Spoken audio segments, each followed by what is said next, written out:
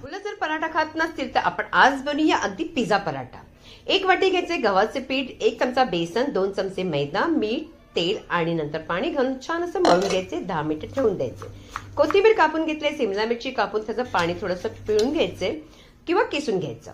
इथे मी थोडासा बटाटा उकडलेला तो घातलाय, मकाचे दाणे थोडेसे अगदी वाफवून घ्या, पनीर थोडंसं किसायचं, त्याचबरोबर चीज किसायचे, मग इथे चिली फ्लेक्स, पेरी पेरी मसाला, ऑरेगेनो, बेसिल, त्याचबरोबर पिझ्झा मसाला, थोडंसं मीठ आणि कोथिंबीर घालायची, म्हणजे अगदी चव ना त्या पिझ्झासारखी येते, मस्त लागतो।